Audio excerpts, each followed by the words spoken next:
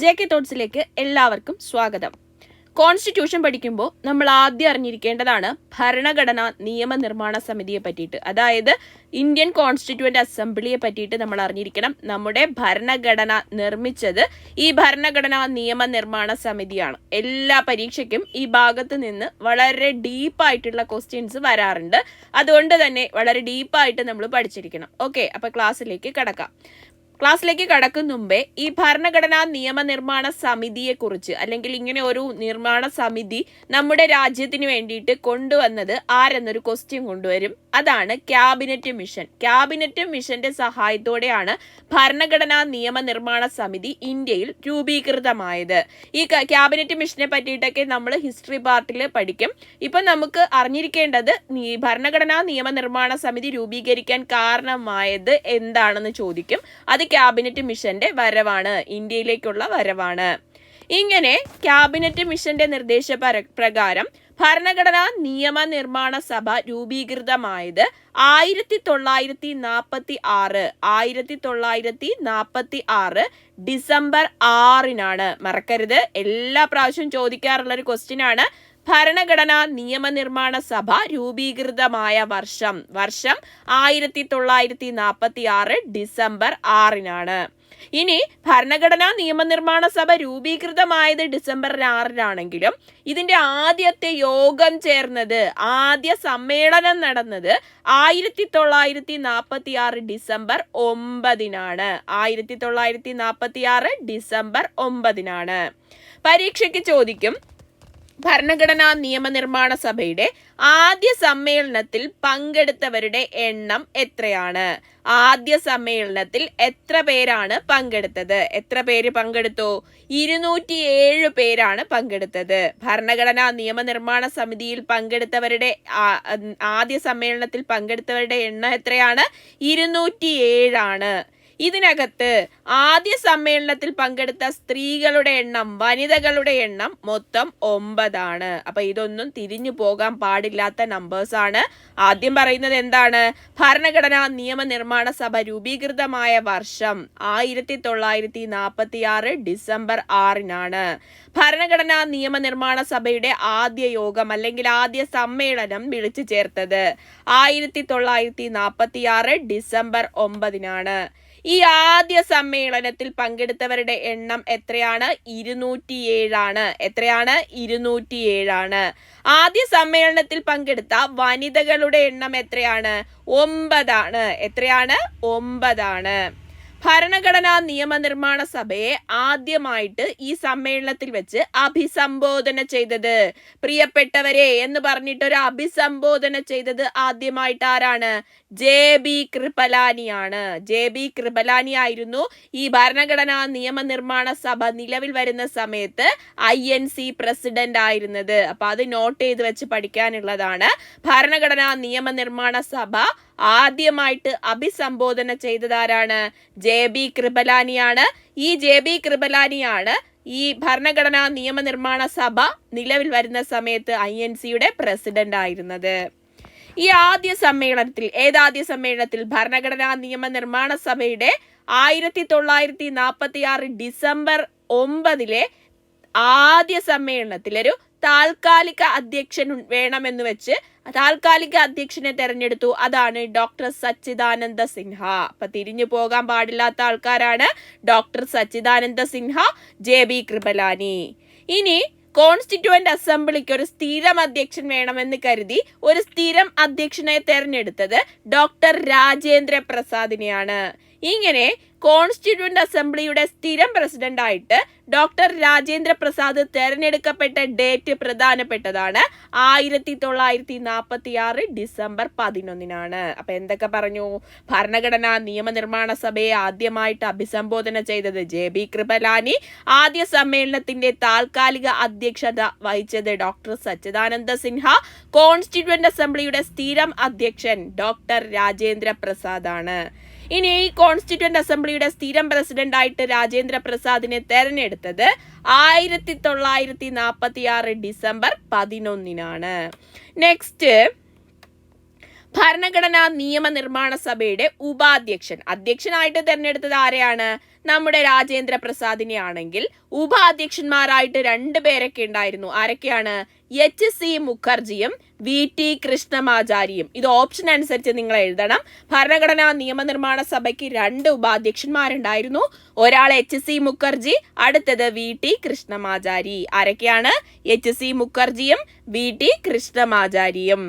Then Jawaharlal Nehru ഇല്ലാത്തൊരു കളി ഇല്ലല്ലേ. അപ്പൊ ജവഹർലാൽ നെഹ്റു ലക്ഷ്യപ്രഖ്യാപനം എന്തിനു വേണ്ടിയിട്ടാണ് നമ്മൾ ഇങ്ങനെ ഒരു ഭരണഘടനാ നിർമ്മാണ സമിതി ഉണ്ടാക്കിയതെന്നൊക്കെ പറഞ്ഞിട്ടൊരു ലക്ഷ്യപ്രമേയം അവതരിപ്പിച്ചത് 1946 ഡിസംബർ 13-നാണ്. ഈ ഭാഗത്ത് നിന്ന് കുറച്ച് ക്വസ്റ്റ്യൻസ് വരാറുണ്ട് സ്ഥിരമായിട്ട്. ആരാണ് ലക്ഷ്യപ്രമേയം അഥവാ ഒബ്ജക്റ്റീവ് റെസൊല്യൂഷൻ അവതരിപ്പിച്ചതെന്ന് ചോദിക്കും. ആരാണ് അവതരിപ്പിച്ചത്? 1946 ഡിസംബർ 13-ന് ജവഹർലാൽ നെഹ്റു ആണ്. ജവഹർലാൽ നെഹ്റു 1946 ഡിസംബർ 13-ന് എന്താണ് പ്രഖ്യാപിച്ചത്? ലക്ഷ്യപ്രമേയമാണ് പ്രഖ്യാപിച്ചത്. ദെൻ ഈ ലക്ഷ്യപ്രമേയത്തെ ഭരണഘടനാ നിർമ്മാണ സമിതി അംഗീകരിച്ചു എന്ന് 1947 ജനുവരി 22-ന്. ഇതും പരീക്ഷയ്ക്ക് സ്ഥിരം ചോദിക്കാറുള്ളതാണ്. അപ്പോൾ ജവഹർലാൽ നെഹ്റു ലക്ഷ്യപ്രഖ്യാപന പ്രമേയം എപ്പോഴും ഭരണഘടനാ നിർമ്മാണ സമിതിയിൽ അവതരിപ്പിച്ച ഡേറ്റ് 1946 ഡിസംബർ 13-നും 47 ജനുവരി 22-ന് ലക്ഷ്യപ്രമേയത്തെ ഭരണഘടനാ നിർമ്മാണ സമിതി അംഗീകരിച്ചു. ഈ ലക്ഷ്യപ്രമേയത്തിൽ നിന്നാണ് ഇപ്പോഴത്തെ ആമുഖം, ഭരണഘടനയുടെ ആമുഖം എടുത്തിട്ടുള്ളത്. ബ്രിട്ടീഷ് ഇന്ത്യൻ പ്രവിശ്യകളിൽ നിന്ന് ഭരണഘടനാ നിർമ്മാണ സഭയിലേക്ക് നടന്ന തെരഞ്ഞെടുപ്പിൽ കോൺഗ്രസ് 208 സീറ്റും മുസ്ലിം ലീഗ് 73 സീറ്റും ബാക്കിയുള്ള 15 സീറ്റ് സ്വതന്ത്രരും നേടി. അപ്പോൾ ബ്രിട്ടീഷ് ഇന്ത്യൻ പ്രവിശ്യകളിൽ നിന്നും ഭരണഘടനാ നിർമ്മാണ സഭയിലേക്ക് ഒരു തെരഞ്ഞെടുപ്പ് നടന്നു. ഈ തെരഞ്ഞെടുപ്പിൽ ആരൊക്കെ ഉണ്ടായിരുന്നു? കോൺഗ്രസ് 208 സീറ്റ് നേടി, മുസ്ലിം ലീഗ് വെറും 73 സീറ്റ് നേടി, ബാക്കിയുള്ള 15 സീറ്റ് സ്വതന്ത്രരുമാണ് നേടിയത്.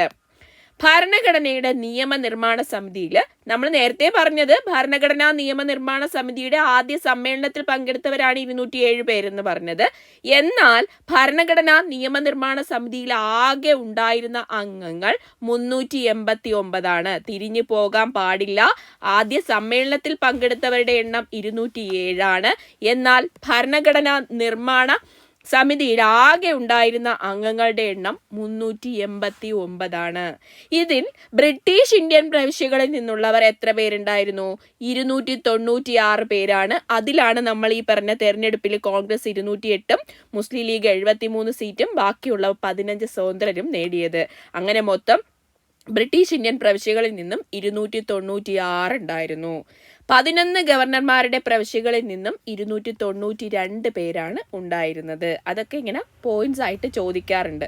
ഇതിനകത്ത് ഏറ്റവും ഇമ്പോർട്ടൻ്റ് ആയിട്ടുള്ള പോയിന്റ് ഭരണഘടനാ നിയമനിർമ്മാണ സമിതിയിൽ ആകെ ഉണ്ടായിരുന്ന അംഗങ്ങൾ എത്രയാണ്? 389.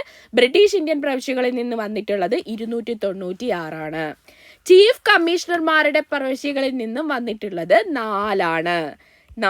ഇനി നാട്ടുരാജ്യങ്ങൾ അഥവാ പ്രിൻസ്ലി സ്റ്റേറ്റ് എന്ന് വെച്ചാൽ എന്താണ്? നാട്ടുരാജ്യങ്ങളാണ്. ഈ നാട്ടുരാജ്യങ്ങളിൽ നിന്നും എത്ര പേരുണ്ടായിരുന്നു? 93 പേരുണ്ടായിരുന്നു. അതും പരീക്ഷയ്ക്ക് ചോദിക്കാറുണ്ട്. പ്രിൻസ്ലി സ്റ്റേറ്റ്സ് അഥവാ നാട്ടുരാജ്യങ്ങളിൽ നിന്നുള്ള ഭരണഘടനാ നിർമ്മാണ സമിതിയിലേക്കുള്ള അംഗങ്ങളുടെ എണ്ണം എത്രയാണ്? 93. ഇനി നമ്മുടെ 1947 ഓഗസ്റ്റ് 15 ആയപ്പോൾ ഇന്ത്യയും പാകിസ്ഥാനുമായിട്ട് വിഭജിക്കപ്പെട്ടു. ഇന്ത്യ വിഭജനത്തിന് ശേഷം അംഗങ്ങളുടെ എണ്ണം എത്രയായി? 299. അതായത് ബ്രിട്ടീഷ് ഇന്ത്യൻ പ്രവിശ്യകളിൽ നിന്ന് 229ഉം നാട്ടുരാജ്യങ്ങളിൽ നിന്നും 70ഉമായി. അങ്ങനെ മൊത്തം 299. ഇന്ത്യ വിഭജനത്തിന് ശേഷം അംഗങ്ങളുടെ എണ്ണം എത്രയാണ്? 299. ഭരണഘടനാ നിയമനിർമ്മാണ സമിതിയിൽ ആകെ ഉണ്ടായിരുന്ന തുടക്കത്തിലുണ്ടായിരുന്നത് 389. വിഭജനത്തിന് ശേഷം അത് എത്രയായിട്ട് മാറി? 299 മാറി. ബ്രിട്ടീഷ് ഇന്ത്യൻ പ്രവിശ്യകൾ അംഗങ്ങളുടെ എണ്ണം 296 നിന്ന് വിഭജനത്തിന് ശേഷം 229ലേക്കും പ്രിൻസ്ലി സ്റ്റേറ്റിലെ അംഗങ്ങളുടെ എണ്ണം അതായത് നാട്ടുരാജ്യങ്ങളിലെ അംഗങ്ങളുടെ എണ്ണം 93 നിന്നും 70ലേക്കും ചുരുങ്ങി. അപ്പോൾ അത് പോയിന്റ് ചെയ്ത് പഠിക്കാം. ഓക്കെ. ദെൻ ഭരണഘടനാ നിയമനിർമ്മാണ സമിതിയിൽ വനിതാ അംഗങ്ങൾ 17 പേരാണ് ഉണ്ടായിരുന്നത്. വിഭജനത്തിന് ശേഷം വനിതകളുടെ എണ്ണം 15ആയി. അപ്പൊ ചോദിക്കുവാണെങ്കിൽ ഓപ്ഷൻസ് വെച്ചിട്ട് നിങ്ങൾക്ക് ആൻസർ ചെയ്യാൻ പറ്റും. ഇത് പലപ്പോഴും പല ആൾക്കാർക്കും കൺഫ്യൂഷൻ ആവാറുള്ള ഒരു ക്വസ്റ്റ്യൻ ആണ്. എന്താണ്? ഭരണഘടനാ നിയമനിർമ്മാണ സമിതിയിലെ വനിതാ അംഗങ്ങളുടെ എണ്ണം എത്രയാണ് വനിതാ അംഗങ്ങളുടെ എണ്ണം? 17 പേരുണ്ടായിരുന്നു. വിഭജനത്തിന് ശേഷം ഇത് എത്രയായി? 15ആയിട്ട് ചുരുങ്ങി. ഓക്കെ, ഇതേ ക്വസ്റ്റ്യൻ ഒരു ആൻസർ വരുന്ന മറ്റൊരു ക്വസ്റ്റ്യൻ ഉണ്ട്. ഭരണഘടനാ നിയമനിർമ്മാണ സമിതിയിലെ മലയാളി അംഗങ്ങൾ എത്ര പേരുണ്ടായിരുന്നു? 17 വനിതാ അംഗങ്ങളാണ് ഉണ്ടായിരുന്നത്. മൊത്തം വനിതകളല്ല, വനിതകൾ 3 പേരുണ്ടായിരുന്നു. ഇങ്ങനെ 3 വനിതകൾ ഉൾപ്പെടെ 17 അംഗങ്ങളാണ് ഭരണഘടനാ നിർമ്മാണ സമിതിയിലെ മലയാളി അംഗങ്ങളുടെ എണ്ണം. ഭരണഘടനാ നിയമനിർമ്മാണ സമിതി മലയാളി വനിതകൾ എത്രയെന്ന് ചോദിച്ചാൽ എത്രയാണ്? 3 മലയാളി അംഗങ്ങൾ എത്രയാണ്? 17 പേരാണുള്ളത്. ഭരണഘടനാ നിയമനിർമ്മാണ സമിതിയിലെ വനിതാംഗങ്ങൾ ടോട്ടൽ എത്രയുണ്ട്? 17 ഉണ്ടായിരുന്നു. വിഭജനത്തിന് ശേഷം ഇത് എത്രയായിട്ട് മാറി? 15ആയിട്ട് മാറി. ഭരണഘടനാ നിയമനിർമ്മാണ സമിതി മലയാളി വനിതകളുടെ എണ്ണം 3, മൊത്തം മലയാളികളുടെ എണ്ണം 17 എണ്ണമാണ്. ഓക്കെ, ഭരണഘടനാ നിയമനിർമ്മാണ സമിതി സ്വതന്ത്ര ഇന്ത്യയുടെ നിയമനിർമ്മാണ സമിതിയായിട്ട് മാറിയത് 1947 ഓഗസ്റ്റ് 15-നാണ്. അതായത് നമ്മുടെ ഇന്ത്യക്ക് സ്വാതന്ത്ര്യം കിട്ടിയപ്പോഴാണ് ഭരണഘടനാ നിയമനിർമ്മാണ സമിതി സ്വതന്ത്ര ഇന്ത്യയുടെ നിയമനിർമ്മാണ സമിതിയായിട്ട് മാറിയത്. ഭരണഘടനാ നിയമനിർമ്മാണ സഭയുടെ മുദ്രയായിട്ട് തിരഞ്ഞെടുത്തത് ആനയാണ്. അതായത് നമുക്കറിയാം, ആദ്യം ആനയായിരുന്നു നമ്മുടെ ചിഹ്നം എന്ന് പറയുന്നത്. അപ്പോൾ ഭരണഘടനാ നിയമനിർമ്മാണ സഭയുടെ മുദ്രയായിട്ട് തിരഞ്ഞെടുത്തത് എന്തിനാണ്? ആനയാണ്. അതുപോലെ ഭരണഘടനാ നിയമനിർമ്മാണ സഭയിൽ ഒരു ആംഗ്ലോ ഇന്ത്യൻ പ്രതിനിധി ഉണ്ടായിരുന്നു. അതാണ് ഫ്രാങ്ക് ആന്റണി. ഭരണഘടനാ നിയമനിർമ്മാണ സഭയിലെ ആംഗ്ലോ ഇന്ത്യൻ പ്രതിനിധിയാണ് ആര്? ഫ്രാങ്ക് ആന്റണി. കോൺസ്റ്റിറ്റ്യൂവന്റ് അസംബ്ലിയിലെ ഭരണഘടനയുടെ ചീഫ് ഡ്രാഫ്റ്റ്സ്മാൻ എന്നറിയപ്പെടുന്നത് എസ്.എൻ. മുഖർജിയാണ്. ഓക്കെ, കോൺസ്റ്റിറ്റ്യൂവന്റ് അസംബ്ലിയിലെ ഭരണഘടനയുടെ ചീഫ് ഡ്രാഫ്റ്റ്സ്മാൻ എന്നറിയപ്പെടുന്നത് എസ്.എൻ. മുഖർജിയാണ്. ഇനി ഭരണഘടന നിലവിൽ വന്നത് നവംബർ 26-ലാണെന്ന് നമുക്കറിയാം. ഈ ദിവസത്തിനെ ദേശീയ നിയമ ദിനമായിട്ടാണ് ആചരിക്കുന്നത്. നവംബർ 26 ദേശീയ നിയമ ദിനമാണ്. അതുപോലെ തന്നെ ദേശീയ ഭരണഘടനാ ദിനമായിട്ട് ആചരിക്കുന്നതും നവംബർ 26-നെയാണ്. ദേശീയ നിയമ ദിനം നവംബർ 26, ദേശീയ ഭരണഘടനാ ദിനം നവംബർ 26-ആണ്. ഇനി ഭരണഘടനാ നിർമ്മാണ സമിതിയുമായിട്ട് ബന്ധപ്പെട്ടിട്ട് ഒത്തിരി കാര്യങ്ങളുണ്ട്. അത് നമുക്ക് അടുത്ത ക്ലാസ്സിൽ പഠിക്കാം. അപ്പോൾ ഇത്രയും വളരെ ഡീറ്റെയിൽ ആയിട്ടാണ് ഞാൻ പറഞ്ഞു തന്നത്. അപ്പോൾ ഒരു കൺഫ്യൂഷനും കൂടാതെ തന്നെ നിങ്ങൾ പഠിക്കുക. ഇതുമായി ബന്ധപ്പെട്ടിട്ടുള്ള എക്സാം നടത്തും. അപ്പോൾ ആ എക്സാം ക്വസ്റ്റ്യൻസ് നിങ്ങൾക്ക് കാണണമെങ്കിൽ നമ്മുടെ ടെലിഗ്രാം ചാനലിലേക്ക് വരിക. JK തോട്ട്സ് എന്നാണ് ടെലിഗ്രാം ചാനലിൻ്റെ പേര്. JK Prelims എന്ന് പറഞ്ഞിട്ട് ഉണ്ട്. അപ്പോൾ അതിൻ്റെ ലിങ്ക് എല്ലാം ഞാൻ താഴെ കൊടുത്തിരിക്കാം. ഓക്കെ, അപ്പോൾ JK Prelimsൽ ജോയിൻ ചെയ്യുക. അതുപോലെ തന്നെ ജോലി കിട്ടണം എന്ന് നിങ്ങൾ ഉറപ്പിച്ചിട്ടുണ്ടെങ്കിൽ നമ്മുടെ JK തോട്ട്സിൻ്റെ ഈ യൂട്യൂബ് ചാനലിൻ്റെ കൂടെ നിങ്ങൾക്ക് ക്ലാസ്സിനായിട്ട് വരാവുന്നതാണ്. നിങ്ങളുടെ സപ്പോർട്ട് ഉണ്ടെങ്കിൽ തീർച്ചയായിട്ടും ഫുൾ ഡേയും 2-3 വീഡിയോസൊക്കെ ആയിട്ട് നമ്മൾ ചെയ്യുന്നതായിരിക്കും. ഓക്കെ, അപ്പോൾ എല്ലാവർക്കും all the best and thank you.